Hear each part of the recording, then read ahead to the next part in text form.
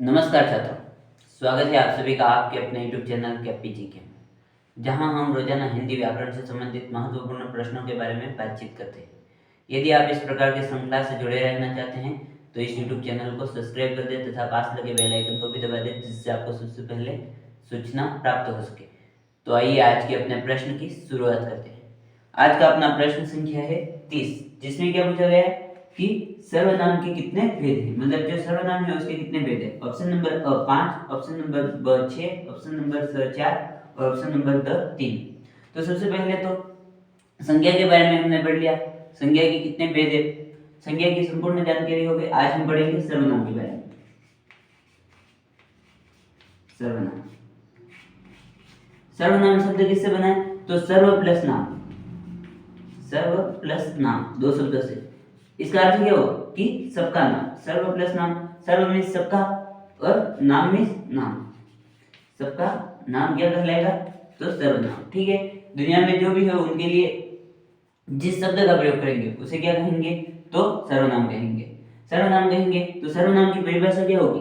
परिभाषा होगी, देखो हमने विकार के आधार पर पढ़ा कि दो प्रकार के होते हैं। विकार के आधार पर शब्दों के दो भेद पढ़े। कौन कौन से? तो विकारी और अविकारी। विकारी और अविकारी। विकारी के कितने भेद पढ़े? तो हमने 4 भेद पढ़े। कौन कौन से? संज्ञा, सर्वनाम, विशेषण और क्रिया। ठीक है, तो ये किसके भेद थे? विकारी। तो सर्वनाम की परिभाषा क्या होगी? वे विकारी शब्द, वे विकारी शब्द जो संज्ञा के स्थान पर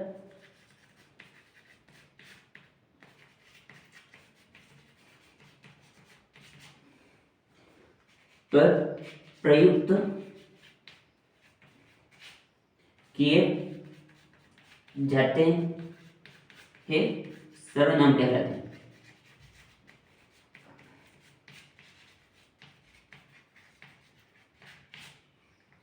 देखो सर्वनाम किसे कहेंगे? तो वे विकारी शब्द। विकारी का मतलब क्या है? कि जिनका रूप परिवर्तित हो सके। वे विकारी शब्द जो संज्ञा के स्थान पर, संज्ञा के स्थान पर प्रयुक्त होने वाले शब्दों को क्या कहते हैं? हम सामान्य रूप से तो सर्वनाम कहते हैं। तो संज्ञा के स्थान पर प्रयुक्त किए जाते हैं उन्हें सर्वनाम कहते हैं। ठीक है, तो किस प्रकार से देखिए, जैसे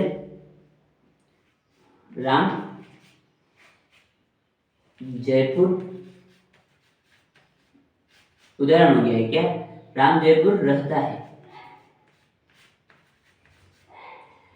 राम जयपुर रहता है, आगे और लिखना है इसके लिए तो क्या लिखेंगे? राम जयपुर पढ़ता है। देखो इस प्रकार से एक सेंटेंस चल रहा है, एक वाक्य चल रहा है पूरा कि राम जयपुर रहता है। राम कहाँ रहता है? तो जयपुर रहता है। राम जयपुर पढ़ता है, बार बार क्या आ रहा है? राम का नाम आ रहा है और जयपुर फिर से आ रहा है। तो इनके स्थान पर किसका प्रयोग कर सकते हैं? देखिए इनके स्थान पर ये राम है और राम के स्थान पर क्या प्रयोग कर सकते हैं? और जयपुर के स्थान पर क्या कर सकते हैं? तो वह, राम के स्थान पर वह कर सकते हैं और वहां जयपुर के स्थान पर राम जयपुर रहता है, वह वहां पढ़ता है। इस प्रकार से जो संज्ञा शब्द है उनके स्थान पर क्या प्रयोग कर दिया हमने? तो जिन शब्दों का प्रयोग किया उन्हें क्या कहेंगे? सर्वनाम कहेंगे। जैसे राम जयपुर रहता है, ये क्या हो जाएगा? पुनरावर्ती दोष हो जाएगा। ठीक है, मतलब एक ही शब्द का बार बार प्रयोग करेंगे तो उससे क्या होगा कि उसी शब्द का प्रयोग करने से पुनरावर्ती दोष हो जाता है। इसलिए इनके स्थान पर क्या करते हैं हम? तो सर्वनाम शब्दों का प्रयोग करते हैं। तो सर्वनाम शब्द क्या है? जैसे राम की जगह वह का प्रयोग कर दिया और जयपुर की जगह वहां का प्रयोग कर दिया, तो ये क्या है? ये सर्वनाम शब्द है। ये क्या है? सर्वनाम शब्द है। सर्वनाम शब्द। तो ये किसके स्थान पर प्रयुक्त हुए? तो राम और जयपुर की। राम और जयपुर क्या? राम व्यक्तिवाचक संज्ञा, जयपुर, जयपुर एक स्थान है तो स्थान भी क्या है? व्यक्तिवाचक संज्ञा। ये दोनों व्यक्तिवाचक संज्ञा, इनके स्थान पर किसका प्रयोग कर दिया? तो सर्वनाम का प्रयोग कर दिया। तो हमें पता होना चाहिए कि सर्वनाम किसे कहते हैं? तो वे विकारी शब्द जिनका प्रयोग संज्ञा के स्थान पर किया जाता है उसे क्या कहेंगे? तो सर्वनाम कहेंगे। तो ये एक बार बता दीजिए।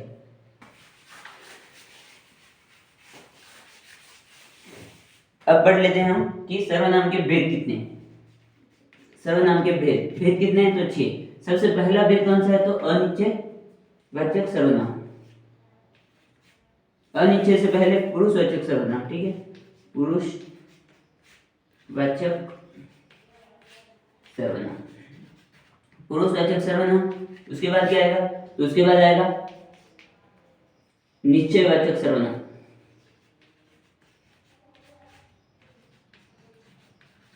निश्चयवाचक सर्वनाम,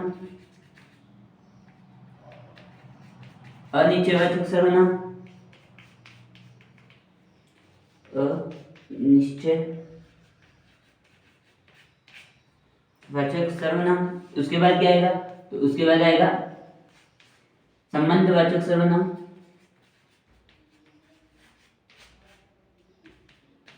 उसके बाद निजवाचक सर्वनाम।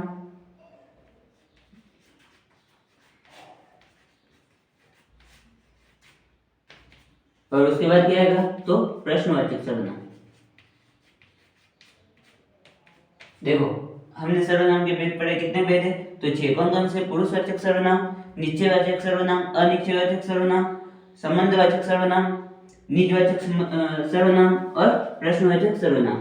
कुल कितने भेद पढ़े? तो 6 भेद। अब जो प्रश्न किया कि सर्वनाम के कितने भेद है? सर्वनाम के भेद 5 है ही नहीं तो कट, 4 भी नहीं तो कट, 3 भी नहीं, 3 हमने क्या पढ़ा? तो 3 मुख्य रूप से, तो हमने जो संख्या थे उसके मुख्य रूप से भेद पढ़े थे 3, ठीक है।